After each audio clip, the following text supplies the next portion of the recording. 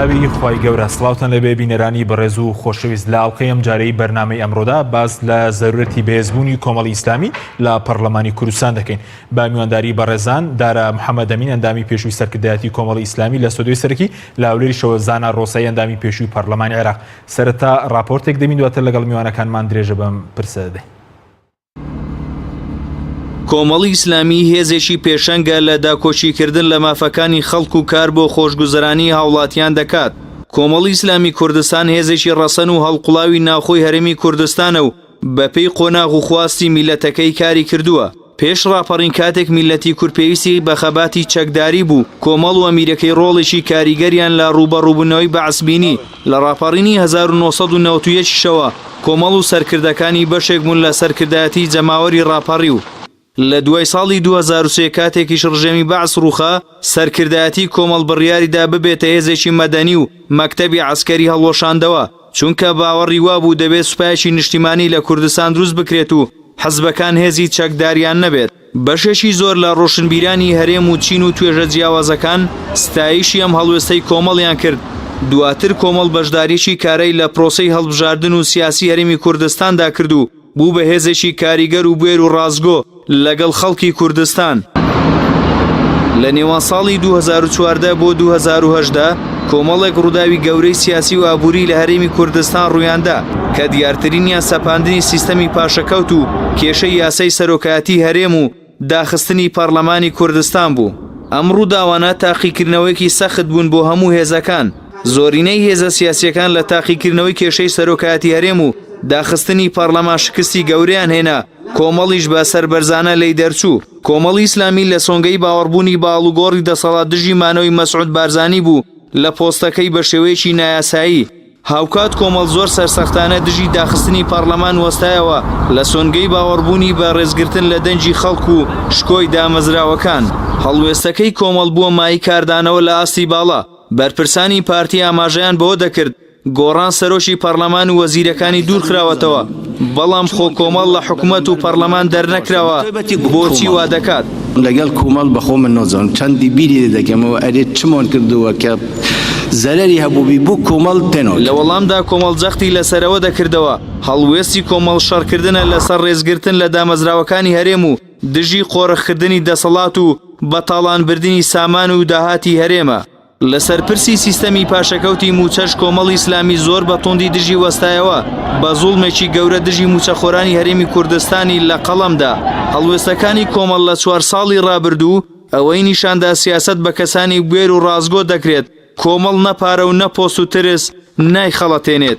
خەڵکی کوردستان باش دەزان کۆمەڵ تەنیا لە کاری سیاسیدا کارەکانی بۆ خزمەتی هاوڵاتیان کورد نەکردوێتەوە، بەڵکو لە بواری ڕاگەاندن و پەروەردە و بانگەواز دەیان کەناڵی ڕاگەاندن و سانتەر و ڕێکخراوی کردوتەوە. جگە لەوەش کۆمەڵ لە ڕێی بەرنامەی بەخشین و نەخۆشخانەی بەخشینەوە خزمەتی هەزاران خەڵکی کەم دەرامەتی هەرێمی کوردستانی کردووە.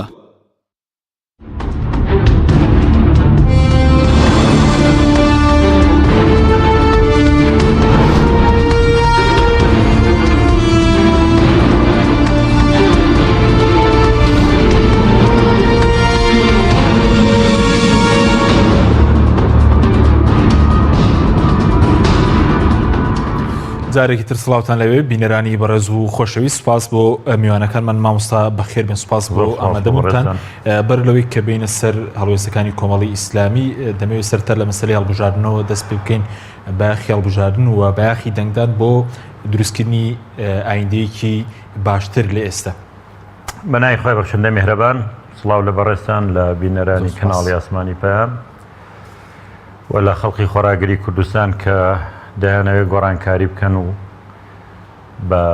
دەنگی خۆیان بە ئیرادەی خۆیان دەیانەوێت چیتر ڕێگە نەدەن ئەو گەندەڵی بکەم و کوڕی لە هەرێمی کوردستانە هەیە دووبارە بێتەوە. بێگومانیشین لەوەی کە گەورەی مرۆڤ لە هەڵوێستەکانیەتی هەڵوێستی خەڵکی کوردستانیش دوای 27 ساڵ لەو هەموو نەهامەتی و دەردەسەری و برسێتی و هەژاری و ئاوارەبوونی خەڵک و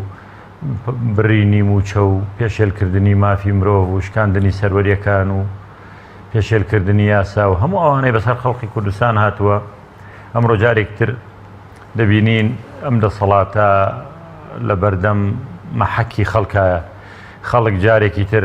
وشیاری خەڵکی کوردستان تێگەشتنی خەڵکی کوردستان معانەتی خەڵکی کوردستان دەبێ ئەمڕۆ خەڵکی کوردستان بڕیار لە ئایندەی خۆیان بدەن ئەگەر پێیان وا بۆ کوردستان بووینە وڵاتێکی سربەخۆ و ئازادیمان وەرگرتووە و هەموو مافەکانمان بەدەست هێناوە و کێشەی خزمەتگوزاری و ئابووری و کۆمەڵایەتی و سیاسیمان نییە لەسای ئەو دەسەڵاتەوە لە ژێر خۆیەتی هەمووی پشتگیری لێ بکە ئەگەر پێشمان وایە وڵاتێکی پڕقەیران و نەهامەتی و برسێتی و هەژاری و ئەو هەموو دەردەسەریەی کە هەمانە دوجاریش خەونی دەوڵەتی کوردیش لەبار برا لە ژێر خۆیەتی خەڵکی کوردستان هەڵوێستی هەبێ و ئەو هێزانەی کەوا پشتی خەڵکیان گرتووە لە ناو کۆمەڵانی خەڵکا بوون لە دەسەڵات دووربوون لە گەندەڵی لە دزینی سەرۆت و سامانی خەڵک ئەوانە لەبیر نەکەن بۆ پشتیوانیان بکەن وە گۆڕانکاری بکەن لە هەرێمی کوردستانە من دەستخۆشی لەو خەڵکاکەم و هیواداریشم بەس مامۆستاینی لە هەم لە ئەمڕۆ کە دەنگدانی تایبەت بووە سینۆش کە دەنگدانی گشتیە ئەوە خەڵکە دەسەڵاتدار ینی خۆی ئایندەی خۆی دیاریکە و کاتە دەسەڵاتە هیچ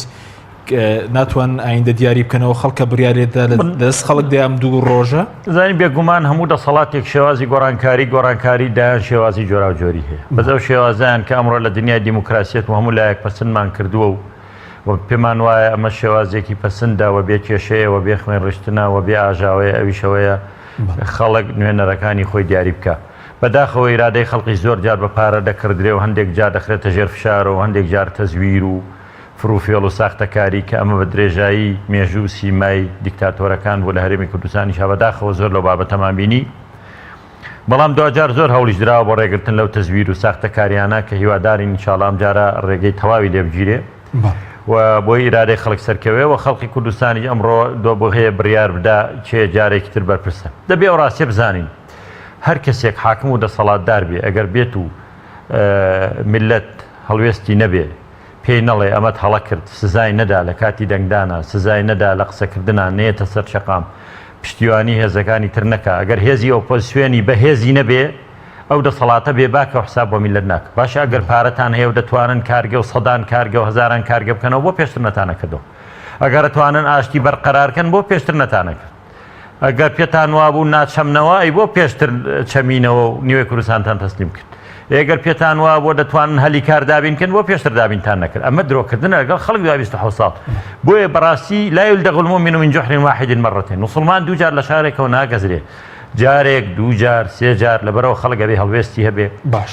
لە کۆمەلگا پێشکەوتوەکانە خەڵکانی دنیا لە کاتی هەڵبژاردنە بەڕاستی سزای دەسەڵات دەدەن لەسەر هەڵوێستێکی سیاسی کە بوویەتی کاک ئەم جارە ڕاستیستەکان لە سویدا هاتوونە سەر حکم 15 ڕۆژ پێش ئێستا هێشتا حکوومەتەکە دروست نەبووە لە هەڵبژاردنە خەڵک دەنگی پێداون کە پێشتر لە حکوومەتانە بوون لەبەرەوەی پیان وە بۆ حیزبەکانی تر کۆمەڵێک کەم و کوڕیان هەبووە نایانتوانیوە خزمەت بکەن و هەندێک کێشان بۆ وڵاتەکە دروست کردو ئەم جارە خەڵک دەنگی پێداون لە هەموو دنیا وایە خەڵک بڕیار دەدا چێ حاکم بێ و دەبێ خەڵکیش تەحملی مەسئولیەتی بکە ئەگەر خەڵکی کوردستان جارێکی تر بەڕاستی هەر پشتیوانی ئەو دەسەڵاتە بکاتەوە هەڵوێستی نەبێ دەبێت لێی لە کەس نەکە ئللا لە خۆی بکە وەکو شاعیرەکاڵە بەدەستی خۆت کە جا من خستە سەر لێوت غەشیمانە ئەگەر جەهریشی تێدا بێ گوناهی خۆتە بیزانە هیوادارم ئەم جارە هەمومان وریاب بووبینەوە بەڵێ سوپاس دەکەم مامۆستا کاکزانە زۆر سوپاس بۆ بەڕێژتان کە لە هەولێرەوە لەگەڵمانی سەبارەت بە بەر لەوەی کە بینە سەرلەوێستەکانی کۆمەڵ دەمی و ڕای بەڕێزش بزانم لەسەر مەسلەی بەیاخی دەنگدان و بەیاخی دەنگ لە دیاریکردنی نەخشەی سیاسی 4 ساڵی داهاتوو لە هەرێمی کوردستان کە ئێمە ئەمڕۆ دەنگدانی تایبەت بوو و 30 ئەیلولیش دەنگدانی گشتیە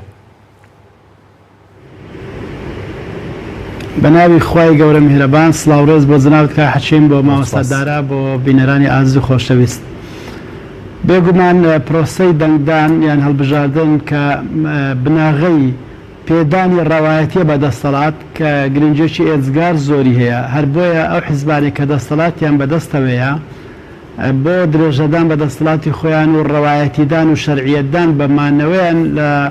دەسەڵات پەنا دەبەنە بەر هەڵبژاردن ئەگەر هەڵبژاردنێکی ساختەش بێ بەڵام هەڵبژاردن هەر دەکەن لە هەندێک وڵاتان لە ڕابردوودا هەندێک وڵاتی عەرەبی هەڵبژاردن کە ئەکرا سەرۆک یان حیزبی دەسەڵاتدار بە ڕێژەی 99 لە سەتا دەرئەسوو کە هەموو عالەم دەزانێ ئەم ڕێژەیەکی ڕاست نییە بەڵام هەڵبژاردنی هەر دەکرد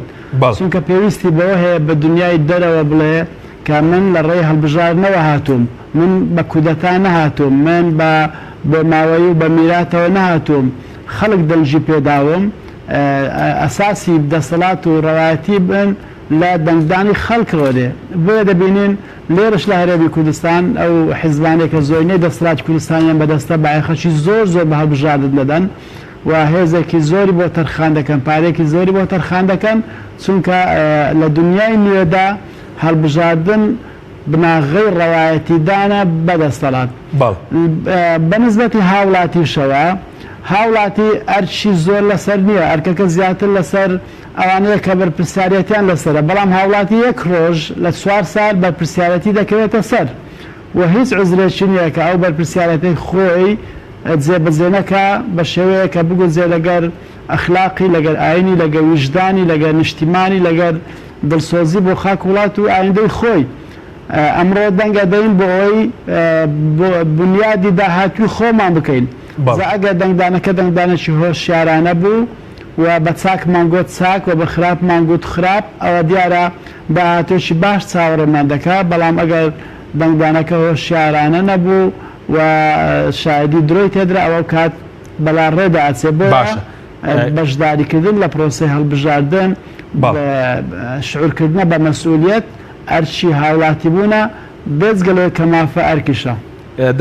دەنگدانی هۆشیارانە چییە؟ ینی کە دەنگدان بە هۆشیاریەوە چییە؟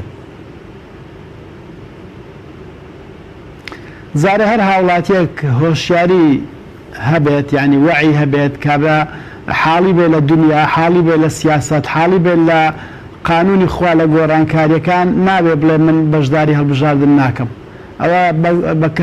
بە کەسی ڕۆشنبیر و ئاگادار ئەم هەڵوێستە لێی ناوەشێتەوە. کە دەشتی بۆ هەڵبژاردن، دەستی بۆ دەنگدان، دەبێت تۆ بزانی بەر لەوەی ئەو کاندیدە هەڵبژێری، تۆ دەبێت بەرنامە سیاسەکە هەڵبژێری. ڕەنگە هەندێک کەسە بنوک و بڕغێکی باش بن لە نێو مەکینێکی خراپ، ناکرێت تۆ تەنها بیر لە شخصەکە بکەوێت بەرەوەی خزمی خۆما یان لە بەرەوەی حاڵی وایە و وەزعی ئاوایە. بۆیە ئەمە باشە بۆ پەرلەمان بێ ئاگا لەوەی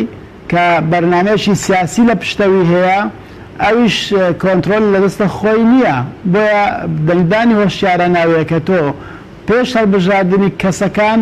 بەرنامە سیاسەکە هەڵبژێری. ئەو بەرنامە سیاسی، ئەو لیستە، ئەو حیزبەی کە پێت وایە لە ڕابردوودا پەرێزی پاک بووە و دەستی نەبووە لە هیچ نائارامیەک و هیچ بەڵایە کە بەسە میلەتی کوردە هات بێ، دەچی دەنگ ئەدەیە ئەو دەی لە ناو کەسەکان باشترین کەس هەڵدەبژێری. ئێمە کە دەچینە بازار خیار و تەماتە ئەکرین، هەوڵەدەین باشترین دەنگەکان هەڵبژێرین بخەینە سەر تەرازوو بۆ خۆمان، کە ئەمە کارێکی بەسیتە، باشە لە ئیشێکی وها مەترسیداری وها کاریگەر لە سەرداهاتی خۆمان و ماڵ و منداڵمان چۆن نابێ هۆشیارانە بزانین داخوا دەنگمان بۆ چێوەکو لایەن و بۆ چێوەکو کەسی شایستە و لێ هاتوو. بەڵێ کاکزان لە ساڵی ڕابردوو چەندین ڕووداوی گەورەی سیاسی و ئابووری ڕوویاندا لە کوردستان لە مەسلەی پاشەکەوتی موچە، لە مەسلەی سەرۆکاتێرێم داخستنی پەرلەمان، ڕیفراندۆم، پێ دوای ئەمانە کاریگەریانەیە لەسەر نەخشەی داهاتووی سیاسی لە هەرێم لە ڕێکە ئەم هەڵبژاردن دەتوانێت ئەم نەخشەیە بگۆڕێت بەهۆی ئەم ڕووداوانەوە؟ ئەم ڕووداوانە بێگومان کاریگەریەکیان دروست کردووە لەسەر ڕای گشتی تا ئەندازەیەک ژمارەیەک خەڵک، ژمارەیەک هاوڵاتی تێگەیشتوون کە چاکچیە و خراپچیە. بەڵام بەداخەوەم کە زۆربەی زۆری ئەو خەڵکانێک کە بەهۆی حیزبێکی دیاریکراوە سوودمەند بوونە بە وەزیفەیەک کەوە حەقێکی زۆر سوشتی خۆیەتی، سوودمەند بووە بە پارچە زەویەک کە حەقی ئاسایی خۆیەتی، سوودمەند بووە بە مافێک لە مافەکانی هاوڵاتی بوون، وا تێگەیندراوە ئەگەر هاتوو بەم شێوەیە دەنگ نەدا کە لە بەرژەوەندی فلان حیزبە ئەو وەکو کەسێکی نامەسئولیان خیانەتی کردبێت یان وەفای نەبێ بۆ ئەو کەسولانە یان وەکو منەتی پێ نەبێت. لە ڕاستیشدا حەق وایە لە بەرامبەر کەرابەت و ئازادی خۆمان ینی هیچ شتێک نەخوێنینەوە. من زۆر جاران بە زەین دێتەوە بە کۆمەڵی خەڵک کە خۆیان بە ڕۆشنبیر دەزانن بە بەرپرسیار دەزانن بە سیاسی دەزانن کە ئازادیان لە دەست داوە ناتوانێت هەنگاوێک بنێ بەبێ گەڕانەوە بۆ کەسێک لەسەرەوەی خۆی ئەمە لە ژیان ئینسانێکی ئازاد ناوەشێتەوە هیچ شتێک لە دنیا لەو بە قیمەتتر نییە تۆ خاوەن کەرامەت و ئازادی خۆت بی ئەو کەرامەت و ئازادیە ناوی بەرامبەر لقمەینان یا لە بەرامبەر دەسەڵات یا لە بەرامبەر پاداشتێکی مادی دنیایی تۆ لە دەستە خۆتی بدەیت. بەڵ سوپاس دەکەم مامۆستاگە بگەرم بۆ لای بەڕێزت سەبارەت بەوەی کە تا چەند ئەم بەرپرسیارەتی ئەم دەنگدان جۆرێکە لە ئەمانەت یاخود لە ڕابردوو خیانەت هەبووە لە دەنگدەران ینی خیانەتەکە بە شێوەیەک بووەگە هەبووە پێ دوایە دەبێ ئەم جارە هاوڵاتی ئەمەی لەبەر چاو بێت. من لە ڕاستیدا منیش تاکید لەوەکەمەوە کە دەنگدان هەم مافە هەم ئەرکە و بێ هەموو هاوڵاتێک هەڵوێستی هەبێ و بێ هەڵوێستی کە کارەساتە شوێو کەسانی کە دەنگ نادەن پیان وایە گۆڕانکاری بە دەنگدان ناکرێت بابە دیلەکەمان پێ بڵێن لەوە شار هەڵوێستیان نییە تو ئامادە نەبی بە دەنگدانێک بێتە پێشەوە ئەی لە چیە هەڵوێست دەبێت لە کاتێکە هێزی جۆرا و جۆر هەیە هێز هەبوو لەگەڵ دەسەڵاتەوە هەزەیە ئۆپۆزیسیۆن بۆ هێز هەیە دژیە و دەسەڵاتە بۆ هێز هەیە چەپە و هەیە ڕاستە و هەیە ئیسلامی و هەیە عەلمانیە و هیچ یعنی مەبەڕیرێک نییە بۆەوەی کە تۆ نەی دەنگ دەی. هاوڵاتیانی کوردستان ئەبێ و ڕاستیە بزانن ئەم حیزبانەی کە لە دەسەڵات هابوون ئەگەر خزمەتێکیان کردبێ بە واجبی سەرشانی خۆیان هەستاون ئەگەر موچەیەکیان بە یەکێکدا بێ مافێکی ئەو خەڵکەیەدا خۆ هیچ کەسێک کرێکاری و کۆڵکێشی نەکردووە تا موچە بدا بە خەڵک داهاتی ئەم وڵات هەیە و دەبێ بخرێتە خزمەت خەڵکەوە ینی لەم مافانەی خۆی تەنها ئەوەندەیە موچەیەکی پێدراوە بەڵام لەو لاوە دایان مافیکەی پێشل کراوە تۆ خۆت موچەیەکت هەیە تەمەنت هەیە ناوت پێشمەرگەی دیێرینە پێشمەرگەی ئەیلولە پێشمەرگەی شاخە یا پیر و پەککەوتەی هەرچی هەی مافێکی خۆتە پێت بدرێ بەڵام کوڕکچەکەت بۆ 10 ساڵی ژەبێ کەزان کۆیان تاوە کردودا نەمەزراون ئەی مافی ئەوانە کووە ئەی کوا ئەو کارەبا و خزمەت گوزاریەکان کوا دەوڵەتە کوردیەکە کوا سەروەری یاسا و کوا حکوومەت کوا یەک ئیدارەیی بەڵام ئەوان دەڵێن کوردستانیشمان پاراست بەڕاستی هیچیان نەکراوە یعنی نەکرا نە کوردستان پارێزرا بەڵکو بەرەو دوا هاتینەوە ئێمە ئەمڕۆ هەڵبژاردنە ئێمە 4 ساڵ پێش ئێستا پێشمەرگە لە چای حەمرین بوو 4 ساڵ پێش ئێستا پێشمەرگە نیوەی بەغدای بەدەستەوە ئێستا پێشمەرگە لە قەرە هەنجیرە و لە مەخمورە و لەوێش دەسەڵاتی حەشتی شعبیە لەوێ بۆ خوارەوە و ئێستا کەرکووک پارێزگارەکەی کورد نییە خەڵکی کورداوەرە و دەربەدەرەکرێ دەسەڵاتی کوردی هەیبەتی تاچی کوردی شیشکاندووە ئەبێ خەڵک لەمانە هەڵوێستی ببێ و پێی وابێ ئەگە شتێکی بۆ کراوە هەر کەسێک لە حکوومەت و لە دەسەڵات هەبێ ئەوە لانی کەمەکەیەتیە بێ بۆی بکە باشە پێ کراوە لە چاوە هەموو دااتێک من پێم وایە شتێکی زۆر کەم کراوە پێم وایە مافیا حکمی کردووە پێم وایە بەدەیان ملیار دۆلار لە وڵاتە براوەتە دەرەوە کە هەمووی سەرەت و سامانی خەڵکە پێم وایە دەکرا وڵاتە بەرەو پێشبەرین پێم وایە دەکرا کوردستان بەرەو بە دەوڵەت بوون بەرین موسسات دروست بکەین یاسا سەروەرکەین دوو هەرێمی دوو ئیدارەی نەمێنێ ئەم هەڕەشە لێکردن و چاوسورکردنەوەیە نەمێنێ ئەوە نەمێنێ کە کوڕکچەکانمان ئاوا بمێنەوە کەس لیان نەپرسێتەوە ئەمە بەڕاستی دەبێ هاوڵاتیانی کوردستان بەڕاستی تیا وشیار بن و هەڵوێستیان هەبێ و دەنگ بدەن و بڵێن ئێمە قسەمان هەیە لەسەر ئەوانەی وڵاتیان بەڕێوە برد و من پێشم وایە گۆڕانکاری بووە بە پێی ئەو دەنگدانەی ئەمڕۆ کراوە ئەنجامە بەراییەکان دەنگدانی تایبەت خەڵک هەڵوێستی بووە و ئەو هێزانەی لەبەرەی خەڵکا بوون ئەو هێزانەی بەرژۆندەکانی خوان وەلا ناوە دژی دەسەڵات بوون ئەو هێزانەی کە ڕۆژێک لە ڕۆژان بەرژەوەندی خەڵکیان لەبیر نەکردووە ئەوەندەی لە حکوومەت بوو بن یا لە پەرلەمان بوو بن یا لە هەردام و دەستگا و موسسەیەکا بوو بن پشتیوانیان لە خەڵک کردووە شەڕی خەڵکیان کردووە نوێنەراتێکی ڕاستەقینەیان کردووە دزیان نەکردووە گەندەڵیان نەکردووە سەرەت و سامانی وڵاتیان بە هەدەر نەداوە بەرپرس نین لە هێنانی سوپای بێگانە و لە دەستدانی هەرێمی کوردستان و بەرپرس نین لەو شکستانەی بەسەر خەڵکی کوردستان هاتەوە بەرپرس نین لە شکاندنی شکۆ و کەرامەتی خەڵک لەبەرەوە خەڵکیش حەقی خۆیەتی ئەو هێزانە بۆ جارێکیش بێ تاقی کاتەوە بزانە ئەگەر بۆ نمونە کاتێک کۆمەڵی ئیسلامی 6 پەرلەمانتاری هەیە شەڕی میلەتێکەکە لە پەرلەمانە هەموو بەرژەوەندەکانی خۆی لە دەستداوە لەسەر و شەڕە ێبا خەڵکی بۆ جارێکیش بێ تاقی کاتەوە بزانێ ئەم هێزە شایستەی ئەوەیە ئەگەر بگاتە دەسەڵات چی بۆ خەڵکەکە ئایا بابزانین ئایامانە بێنە دەسەڵات خۆ تەجروبەمان هەیە لەوانەی کە وەزیر بوون کە پەرلەمانتار بوون کار پۆستێکیان وەرگرتووە دزی و خیانەت و گەندەڵیان کردویان نایان کردو کە نایان کردەوە ئەڵێ شتێک نمونەی خەروارێکە پاشان با مێزە تازانە بهێنە پێشەوە چی کە ڕێگە بەوە نەدرێ ئەمە بۆیە پێم وایە ئەو بەرپرسیارەتە لەسەر شانی خەڵکە ئەو خەڵکی کوردستان لەم یەک دو ڕۆژایە توانێت دوا بڕیاری خۆی بداوە من گەشتبینیشم بەوەی کە هەڵوێستیان دەبێ و بەڕاستی سزای گەندەڵکارانیش دەدەن و من خۆشحاڵیشم لەوەی کاتێک دەبینم لە ناو هێزی پێشمەرگەی کوردستانە کە زۆر هەوڵیان داوە هێزەکان هێزی حیزبی هێزی ئاساییش هێزەکانی ناوخۆ هێزی پێشمەرگە کە زۆر هەوڵیان داوە هێزی حیزبی بن بەڵام ئەو تا هەڵوێستیان هەیە و دەنگیان بەلایەنەکانی تریش داوە کامەجێ دەستخۆشیە بەڕاستی و ئەوانی ئەگەر بە وردی کەینەوە مافیان پێشێل کراوە موچایان بڕاوە لە ساڵێکە حەوەش موچایانە دەنێ پاشەکەوتی موچایان هەبووە هەزاران شەهید و بریندار هەبووە کوا مافەکانیان کوا زەویزاریان کوا خانویان کوا کەسوکاری شەهیدان پێداویستەکانیان لەبەرەوە بەڕاستی مافیاوانش پێشێل کراوە من پێم وایە ئەگەر من حیزبەکەی من لەسەر حکم بێ ئەوانە هەر هیچ نییە بۆ ئەم هەموو ڕۆڵە قارەمانەی کە ژیانی خۆیان خستۆتە مەترسیەوە لە پێناو پاراستنی کوردستان موچەیەکە وژیا پیان نادەنێ بە پاشەکەوتەوە ئەو وەکو سوکایەتی پێکردن سپاس دەکەم کاک زانەگە بگەڕێمەوە لای بەڕێز سەبارەت بە زەرورەتی بوونی پارتێکی وەکو کۆمەڵی ئیسلامی پارتێکی ئیسلامی لە ناو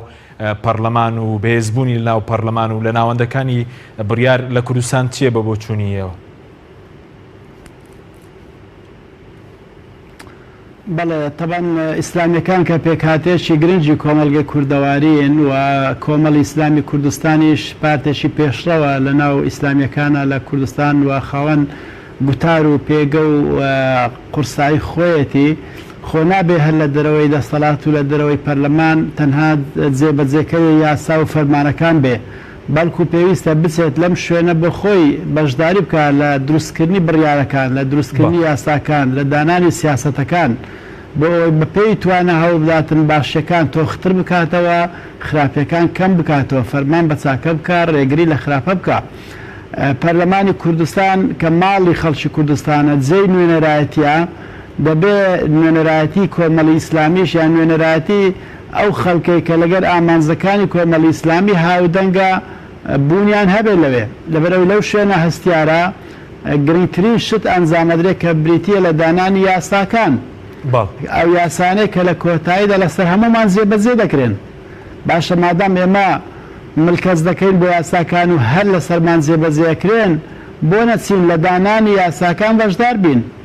بۆ نەچین هەر لە سەر و چاوەی ئاوەکەوە نهێڵین خڵتی تێبکەوێ و پاشی کەینەوە یاساکان لە بەرژەوەندی خەڵک بن دادگەرانە بن ناشەرعینە بن دوور بن لەستەم و لە زوڵم لە خەڵک لە بەرژەوەندی خەڵکی بەگشتیدا بن کە ئەوەکو دەسەڵاتی یاسادانان پاشان پەرلەمان وەکو شوێنێک بۆ چاودێریکردنی حکوومەت ئەروها پێویستی بە دەنگە دلێرەکانی کۆمەڵی ئیسلامی هەیە کە نوێنەرەکانی کۆمەڵ لە پەرلەمان بەبەردەوام بەوە ناسراون دڵسۆز و ئازانە دڵسۆزن بۆ نیشتیمانیان بۆ خەڵک بۆ پەیامەکەیان و ئازانە چاونەترسن لەسەر حەق بێ دەنگ نابن ئەم قۆناغە پێویستی بەوانە خەڵکی کۆمەڵی ئیسلامی تینی دادگەریە دژی گەندەڵیە بۆیە پێویست بەوە هەیە نوێنەرەکانی کۆمەڵی ئیسلامی لە پەرلەمان بن چونکە لەم قۆناغەدا زۆر پێویستمان بەو پەرلەمانتارانە هەیە کە تینی دادگەرین کە دژی گەندەڵین ئەمانش لە کۆمەڵی ئیسلامی تا ئەندازەکی زۆر ڕەنجی داوەتەوە بۆیە بە پێویستی دەزانین کە کۆمەڵی ئیسلامی لەو ناوەندە هەستیارەدا بوونەشی بە قووەتی هەبێ بەڵێ تا چەندێک لە ڕوانگەیەوەی کە کۆمەڵی ئیسلامی لایەنێکی ئیسلامی ئێستا دەستوری کوردستان یەکلا نەکراوەتەوە بۆ ناسنامەی میلەتێکی موسڵمان گرینگە لەوێ نوێنەرایەتێکی بەهێزیە بۆی داکۆکی لێ بکە و لە ڕوانگەی ڕێزگرتن لە دامەزراوەکانیش کە کۆمەڵی ئیسلامی دژی داخستنی پەرلەمان و درێژکردنەوەی ماوەی پۆستی سەرۆکایەتی هەرێم و دامەزراوەکان تا چەند گرنگە لەم دوو ڕوانگەیەوە کۆمەڵ زۆر بەهێز بێ و ئەگەر بەهێز بێ دەتوانێت چی بکات بۆ نمونە بۆ خەڵکی کوردستان کۆمەڵی ئیسلامی ئەگەر بە 6 کورسی توانی جێپەنجەی خۆی بەدەربێخی لە یاساکاندا لە هەڵوێستە پەرلەمانیەکاندا لە هەڵوێستە سیاسیەکاندا بێگومان ئەگەر خەڵکی کوردستان پشتیوانی لێ بکات و ئەم 6 کورسیە بێتە 20 کورسی و 30 کورسی ئەو کات کاریگەری زۆر زیاتی دەبی لەسەر بڕیاری سیاسی کاریگەری زیاتی دەبێت لەسەر یاساکان لەسەر دانانی سیاسەتەکان و خەڵکی کوردستانیش دەزانێت کە کادیرەکانی کۆمەڵی ئیسلامی یان ئەو کەسانی کۆمەڵی ئیسلامی دانێرێتە ناو حکوومەت و پەرلەمان چەند سەرکەوتوو بوون لە ئەرکەکانی خۆیان چۆن توانیتیان لەو شوێنێکە تێدانە بیبوژێننەوە و نوێنەرایەتێکی جوان و ڕاستەقینە بکەن. ئێستا لە هەرێمی کوردستان کە ئێمە دەستورمان نییە ناسنامەی خەڵکی کوردستان ناسنامەکی وازح و ڕوونە بە پێی دەستوری عراقیش یەکلا بۆتەوە. ئێمە نامانەوە وەکو حیزبەکی ئیسلامی دینداری بە خەڵک بفرۆشینەوە. نا ئەمە خەڵکی خۆمان خەڵکی کوردستان بە خەڵکێکی بە زۆرنی بە مسلمان دەزانین و پێمان وایە ئەو خەڵکە مسلمانە لێی دەوەشێتەوە کە ئەو نوێنەرەکانیشی لە نەوعی خۆی بن. خەڵکێک کە زۆرینەی زۆری ڕوو لە خوایە ئەبێ نوێنەرەکانیشی لەو بابەتانە بن و پشتیوانی ئەو کەسانە بکەن کە لەوێوە پارێزگاری لە شوناسی ئەو میلەتاکان ناهێڵن پێگەسەرچەکەی کۆمەلگەی کوردەواری کە خێزانە هەڵوەشێتەوە ناهێڵن پیرۆزیەکان پێشێل بکرێن ناهێڵن کەلتورە ڕەسەنەکەی میلەتی کورد لەبار ببرێ ناهێڵن یاساک بەرچێت پێچەوانەی نەگۆڕەکانی ئیسلام بێ ئەمانە هەموو دەخوازن کە نوێنەرانی کۆمەڵی ئیسلامی بە قووەتێکی باشەوە لە ناو پەرلەمانی کوردستان بوونیان هەبێ. بەڵێ ئەی لە ڕوانگەی ئەوەی کە ئێمە لە بەردەم یەکلاکردنەوەی سیستەمی سیاسیش داین لە خولی داهاتوو لەو ڕوانگەشەوە کە کۆمەڵ یەکێک بوو لە لایەنەی کە زۆر بەرگری کرد لە دامەزراوی پەرلەمان و سیستەمی پەرلەمانی تا چەند لە ڕوانگەشەوە گرینگە. کۆمەڵی ئیسلامی بەردەوام دەنگێکی بیستراوە لە باسکردنی سەروەری یاسا کە پێویستە یاسا سەروەر بێت لە هەرێمی کوردستان کەس لە سەرەوە یاسا نەبێت و هەروە دامەزراوەی هەموو ببێتە باڵ بەسەر هەموو کۆمەلگەکەدا بشێشێ واتە لەو پاشاگەردانیە دەربازمان بێت لە هێزی چەکدارەکانی کوردستان چ لە بەڕێوەبردنی کاروبارەکانی دەوڵەت کە کاری دامەزراوەی بۆ ئەم قۆناغایەکێکە لە پێداویستە سەرچەکانی بەردەوام کۆمەڵی ئیسلامی ئەم دروشمەی هەلگرتووە و بێجگەلەوەش ئەمڕۆ مەسەلەی شەفافیەت و بە دوواداچوونی وردی سامانی گشتی ئەوە لە خەڵکی کۆمەڵی ئیسلامی دەوەشێتەوە کە لەم بابەتانەش ڕۆڵی سەرەکی و باشیان هەبێ بۆیە ئەوەی کۆمەڵی ئیسلامی کردی بۆ پەرلەمانی کوردستان بە پێی ئەم دەسەڵاتە کەمەی کە هەیە بووە سکرتێری پەرلەمانی هەبووە 6 پەرلەمانتاری هەبووە بەڕاستی حیزبێکی خاوەن 20 کورسیش ئەوەی پێ نەکراوە کەواتە بۆ پاراستری سیستەمی پەرلەمانی بۆ ئەوەی کە کەس نەتوانێت خۆسەپێنێ بەسەر خەڵک بۆی بە شێوەیەکی عادلانە حکومڕانی بکرێ پێویست بۆ هەیە کە نوێنەرانی کۆمەڵی ئیسلامی بە ژمارەی زیاتر لە پەرلەمانی کوردستان بن. بەڵێ سپاس دەکەم ئەمە سەدارە بگرم و لای ئێوە زۆرجار باز لەوەکە کە ئیسلامیەکان خەڵکانێکی دەستپاکن ڕازگۆن بەڵام وێرنین لە سیاسەتدا ئێوە لە 4 ساڵی ڕابردوودا وەکو کۆمەڵ ئەوەتان پیشەندە کە ئیسلامیەکان بوێر و ڕازگۆ و بۆوەفان لە سیاست؟ وڵی من نەبێ ئەو ڕاستیە بزانین کە ئیسلامیەکان نەک لە کوردستان لە تەواوی دنیا بەوە ناسراون کە کەسانی بوێر و ئازا و چاونەترس و ڕازگۆ و بەردەوام پشتیوانی میلەتیان کردووە. هەر بۆیەش لە هەموو هەڵبژاردنەکانە بێباک بوون بەس داوای ئەویان کردووە هەڵبژاردنێکی پاک و بێساختەکاری بکرێ لەبەرەوەی ئەوان هەڵقوڵاوی میلەتی خۆیان بوون. ئێمە لە کوردستانی خۆمانە کۆمەڵی ئیسلامی بە نمونە وەربگرین حیزبێکی ڕەسەنی کوردستانی لە ناو جەرگەی کوردستانەوە هەڵقڵاو و خەباتی کردو بە ئازادی کوردستان دژی ڕژێم و دواتریش وەک حیزبێکی سیاسی و مەدەنی ڕۆڵی خۆی بینیوە لە دەرەوەی حکوومەت یا لە ناو حکوومەت حیزبێک بۆ نوێنەرایەتی خەڵقی کردووە شەڕی لەسەر قوت و ژیان و دەسەڵات و سیستمی ئەم وڵاتە کردووە. چەندین یاسا لە پەرلەمانی کوردستان هاتبێتە پێشەوە نوێنەرانی ئێمە چەند کەمیش بوو بن ڕێگریان کردو هەڵایەکیان دروست کردووە دوایی دەسەڵات نەیتوانی ئەو یاسایە دەرکات چونکە کۆمەڵی ئیسلامی بەدەر لەوەی حیزبێکی کوردستانیە و خەمەکانی خەڵقی هەڵگرتووە لەوەی لە ئازادی و سربەخۆیی و کوردستانێکی سربەخە و خەباتکردن بۆ ئەو خاڵە و دروستکردنی دەوڵەتێکی مەدەنی شتێکی تریش کە گرنگە لە هەموو نەتەوەیەکە مۆزۆی دینە. دین یەکێکە کەلتوری نەتەوەکانە کاکە تازە جارێکی کە لە ئەوروپا حیزبە ڕاستڕەوەکان کە باگراوندی دینیان هەیە وا دێنە پێشەوە یەک لە هەموو وڵاتانی ئەوروپا لە بەریتانیا کۆنسەرواتیڤەکان لەسەر حکومن ئەوە لە ئەڵمانیا هاتوونە پێشەوە ئەوە جارێککە لە سوید ئەوە لەکوێ حیزبە دیموکرات مەسیحیەکان دێنە پێشەوە دین شتێکی زۆر گرنگە چوە کەلتوری وڵاتەکەی کەلتوری میلەتەکەی ئێمە بەم ئیسلامەتی خۆمان کەلتوری میلەتێکمان پاراستووە لە چی لە تەوژمێکی ئەلمانی چەپگەرایی کەویستێتی هەموو دین و ئایدیا و تەنانەت ڕەوشی کۆمەڵایەتی کۆمەلگاش بگۆڕێ هەر بۆیەش حیزبە ئەلمانیەکان هەمویان چەندین مەلایەن کاندید کردووە چکازانن خەڵکی کوردستان خەڵکێکی مسلمانە خەڵکی کوردستان خەڵکێک کازانێ ئەوانەی کە هەڵگری پایامی ئیسلامەتی بن ئەوانە ڕاستگۆن لەگەڵ خەڵکە خیانەت ناکەن درۆ ناکەن لەبەرواڵەن با مەلاکان بێنینە پێشەوە چکە مەلاکان دەنگدێنن لەوێش مەلاکان لە پێشی پێشەوە بۆ بەرەوە ئەزانن ئەڵێن مامۆستایانی ئاینیە دەنگ دێنن پەنا بۆ وابن هەرچەند ئەمە جۆرێک لە نیفاقی تایە بە بۆچوونی من چونکە تۆ کە حیزبێکی ئەلمانی تۆ خەڵک لە پێشا دەنگەدا بە بەرنامە دەنگ نادێ بە شەخص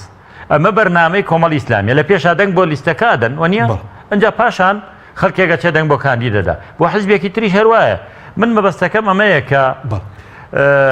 ئەم حیزبە ئیسلامیانە لەو ڕۆژەوە توانیویانە پارێزەری دین و کەلتوری ئەم خەڵکە بن و خزمەتێکی گەورەیان پێکردوون و شوێندەستیشیان دیار بووە لە پەرلەمان و لە حکوومەت و لەو کایانەی کە وجودیان هەبوو ناوبڕێکمانەیە دواتر قسە لەسەر بوێری لە سیاسەت دەکەین بەڵێ بینێرانی بەڕێز ناوبڕێک و دەگەڕێنەوە لار تۆپ ئارت تاکە بریکاری تۆڕی میدیایی کۆمەڵ بۆ دروستکردن و بڵاوکردنەوەی ڕیکلام تۆپ ئارت دنیا دیکۆر بۆ کەوانتەر و تەختەی ئەرزی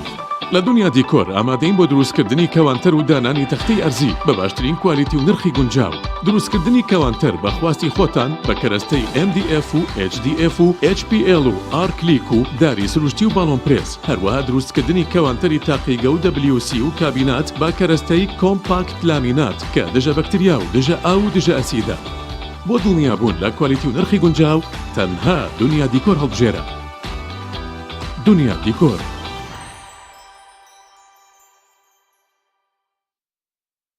فانسینێت خێراترین هێڵی ئینتەرنێت بە داوەلۆندی بێسنوور ئێستا لە خزمەت کڕیاراندایە فانسینێت جۆرەها کارتی پڕکردنەوەی بۆ ئامادە کردوون کە سەرجەمیان داوەلۆندیان بێسنوورە بۆ ماڵ و شوێنە گشتیەکان کارتی 9000 دیناری بۆ ماوەی 1 هەفتە کارتی 7000 دیناری بۆ ماوەی 15 ڕۆژ کارتی 30000 دیناری بۆ ماوەی مانگێک کارتی 40000 دیناری بۆ ماوەی مانگێک و بە خێرایی زیاتر کە تایبەتە بە یاری ئۆنلاین هێڵی فانسینێت لە ڕێگەی ئامێرێکی تایبەت کە لە سەرباندا دەنرێت وەردەگیرێت و لە ڕێگەی گێنەرێک بۆ ئامێری بڵاوکردنەوە لە ناو ماڵەکەت یان شوێنی کارەکەت کاری پێدەکرێت ژمارەی تەلەفۆن 0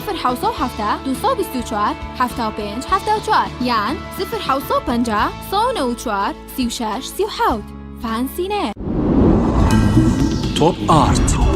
تاکە بریکاری تۆڕی میدیایی کۆمەڵ بۆ دروستکردن و بڵاوکردنەوەی ڕیکلام تۆپ ئارت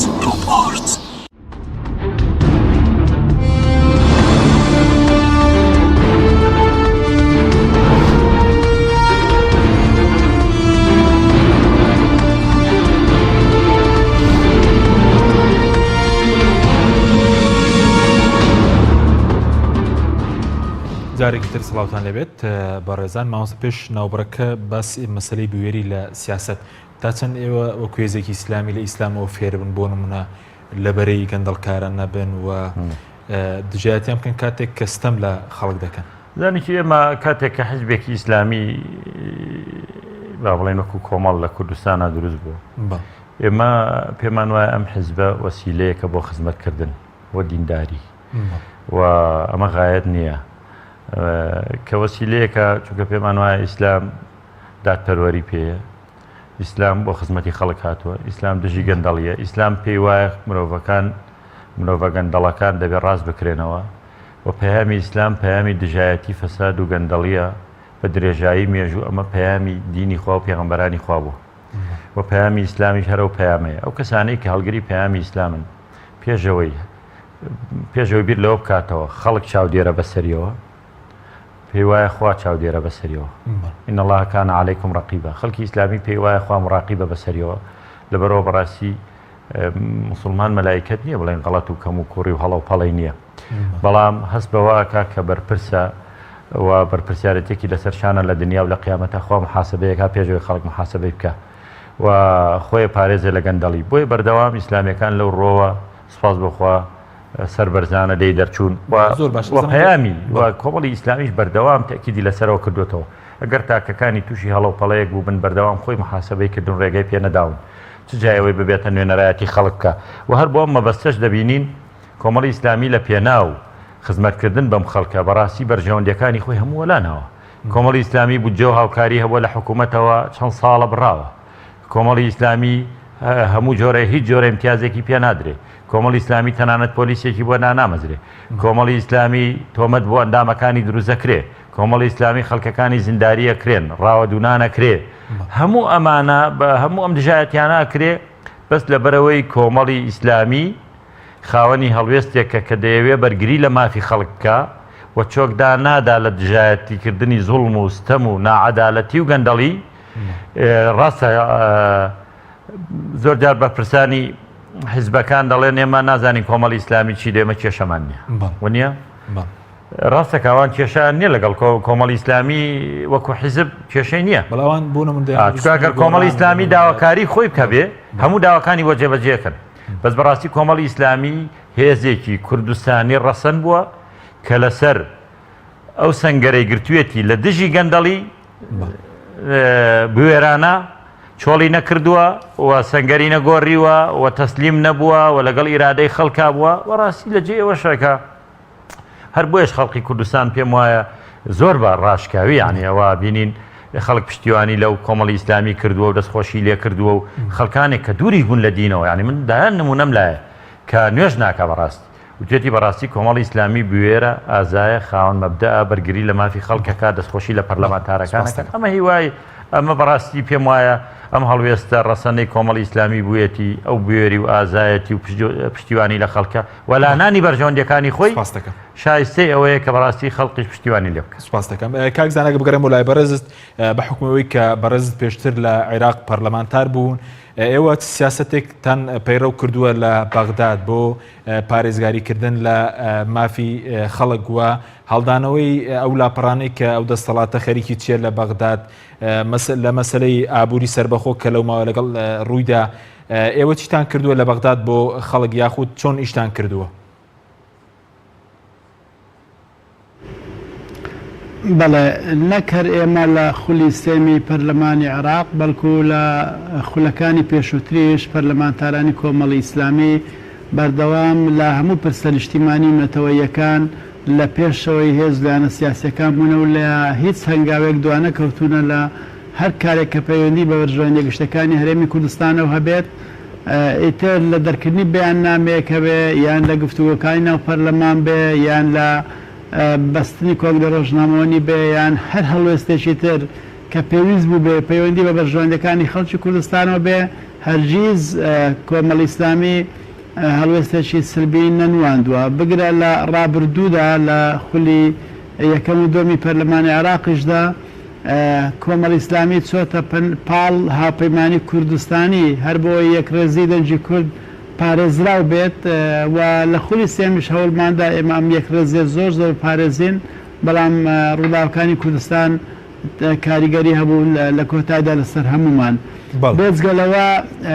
کۆمەڵی ئیسلامی نوێنەرایەتێکی ڕاستەقینەی خەڵکی کوردستانی کردووە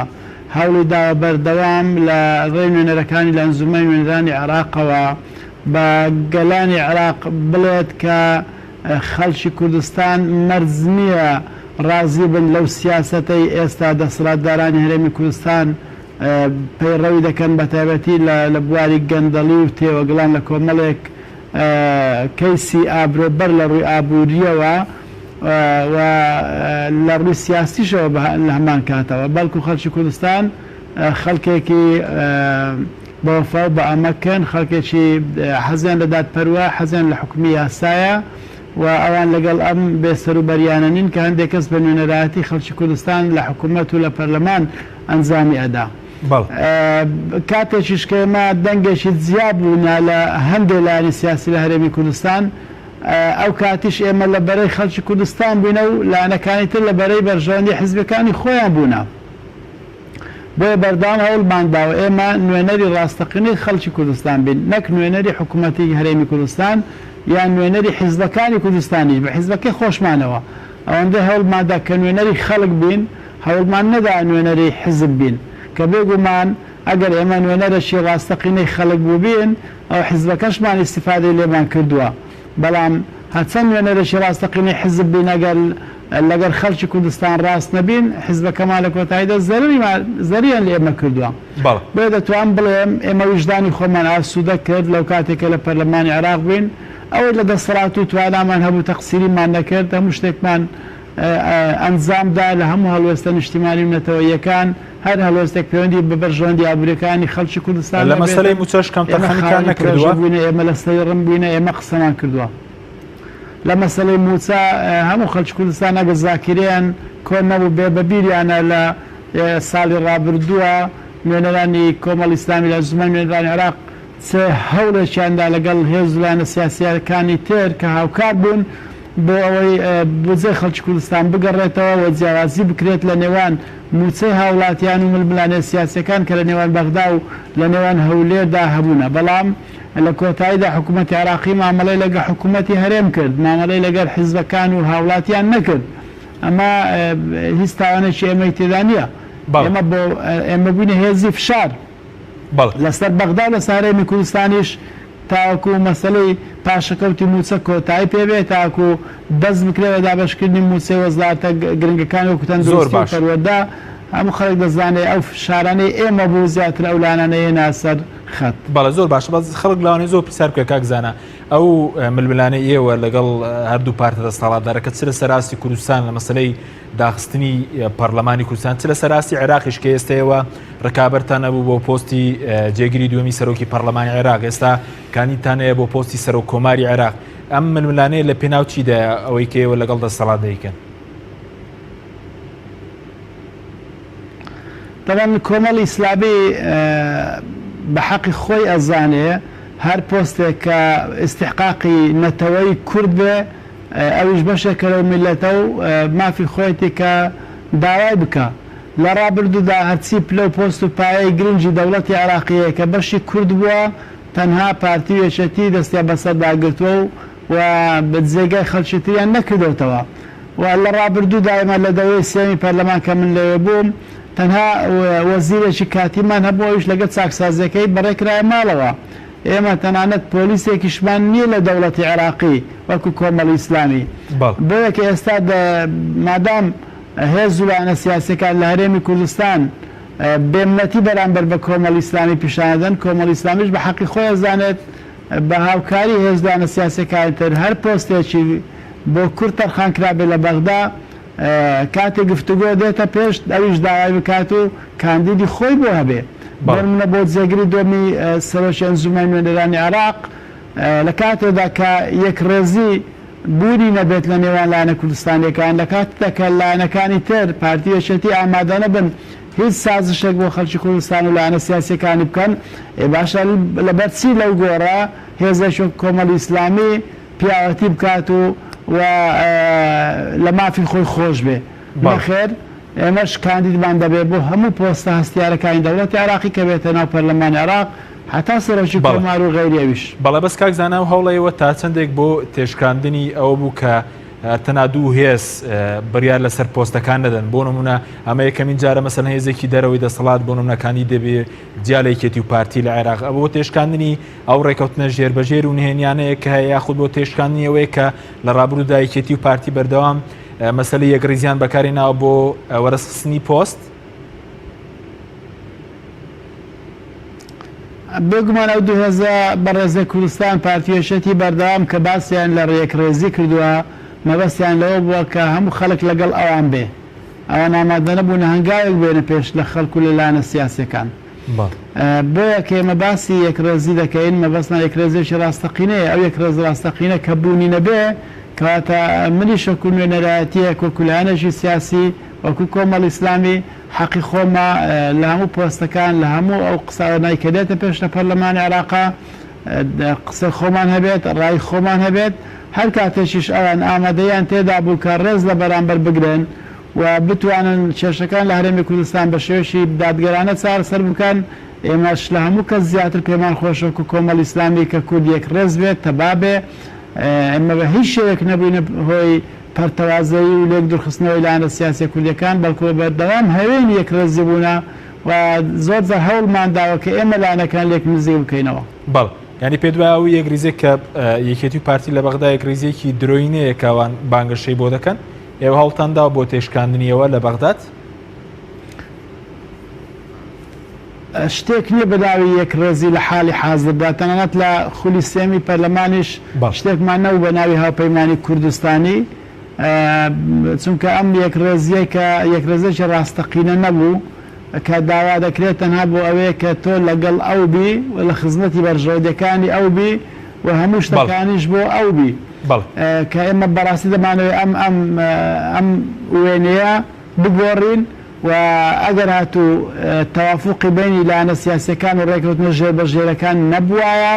کاندیدەکەی ئێمە بۆ جێگری دۆمی سەرۆکی پەرلەمان هیچی کەمتر نەبوو لە کاندیدەکانی تر و تەواوی بەدەست دێنا. ئێمە دەمانەوێت ئەم ڕیتمە بشکێرین کە تەنها حیزبێک یان دوو حیزب نوێنەری هەموو خەڵکی کوردستانە لە بەغدا نەخێر لایەنەکانی تریش بە هەمان شێوە نوێنەرایەتیان هەیە ئەگەر بە ڕێژەیەکی کەمتریش بێ. بەڵێ سوپاس دەکەم ماوەستەکەتمەکەمەوە پێشتر باسیەوەت کە زۆر جار بۆن لە ئاسی باڵا باز دەوە دەکرێت کە کۆمەڵ کێشەی لەگەڵ دەسەڵات چییە، بۆنە ڕەنگە باز بکرێ هێزێک بۆ نمونە وەزیری دوورخراوەتەوە مەسەلەن پۆستی دوورخراوەتە ڕەنگە مەسەلەن کێشە، بەڵام کۆمەڵ کێشەی چی بوو مەسەلەن لە 4 ساڵی ڕابردوو لەگەڵ ئەم دەسەڵاتە کە کۆمەڵ لە ململانێکی سەختدا بوو لەگەڵیدا؟ کۆمەڵ ئیسلامی هەر بە درێژایی بەشداری لە پرۆسی سیاسی بەردەوام میستوێتی یەکریزی ناوماڵی کورد بپارێزێەوە لە هەمان کاتیشا بەرگری لە مافەکانی خەڵک کردووە.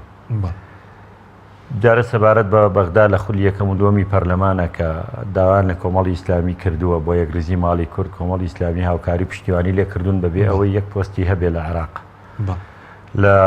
خولەکانی داهاتوو شایستاشی لەگەڵا بێ ئەم حیزبانەرەکان بۆ خۆیان سەودا و مامەڵاکەن و بیریان لەوە نەکردوێتەوە کە کۆمەڵی ئیسلامیش ئەوەی گرنگ بۆ بەلایەوە چۆن بتوانێت خزمەت بکە. لێرەش کە بەشداری حکوومەتی کردبێ بەردەوام نوێنەرایەتێکی ڕاستەقینەی خەڵقی کردووە. دوجاریش کە زانیوێتی مافەکانی خەڵک پێشێل کراوە خۆمان لە حکوومەت کشاوینەوە بەبێ ئەوەی دەرمانکەن. زۆر حەزی کردووە لە سەڵات ئێمە بمێنینەوە، بەڵام ئێمە بەرەی گەلمان هەڵبژاردووە. باشە کێشەیەوە چی بوو لە 4 ساڵی ڕابردوو کە لە وڵمانی سەختەدا بوون لەگەڵ دەسەڵات؟ ئێمە کێشەی بەڕاستی ئێمە کێشەی حزبی و شخصی هیچ کێشەی حزبی و شخصیمان نەبوو، تەنانەت حزبەکانی دەسەڵات پێیان خۆش بوو ئێمە هەر بمێنینەوە هەموو هەوڵێکیاندا، بەس بەڕاستی ئێمە کابینین حکوومەتیان بەڵام حکوومەتێک نەتوانێت پێداویستی ژیانی خەڵک دابینکە، حکوومەتێک نەتوانێت پاشەکەوتی موچەلا بەرێ، حکوومەتێک نەتوانێت خزمەت گوزارێ سەرەتایەکان لە ئەو کارەبا و قوتابخانەکان بۆ خەڵک دابینکە، کۆمەڵی ئیسلامی ناتوانێت یا بەشدار بێ. حکوومەتێک بێ سەرۆکی پەرلەمان ڕێگای لێ بگرێ بچێتەوە، سکرتێری پەرلەمان کە لە کۆمەڵی ئیسلامی بوو خۆڕی لێ نەگیرا بوو و حەزیشان نەکرد بمێنێتەوە، ئەگەر بمایەوە کارەکانی پەرلەمانی بەردەوامە بوو، بەڵام هەیبەتی پەرلەمان بشکێندرێ چەند چەکدارێک بتوانێت سەرۆکەکەی دەرکەن و ڕێگای لێ بگرن نێڵێ کۆمەڵی ئیسلامی هەموو بەرژەوەندەکانی خۆی واز لێ ناوتی ئێمە لە پەرلەمانێکی لەو جۆرە کارە ناکەینەوە هەتا سەرۆکەکەی نەگەڕێتەوە کردیشی. ئەمە بەڕاستی هەمە هەمووی هەڵوێستە بە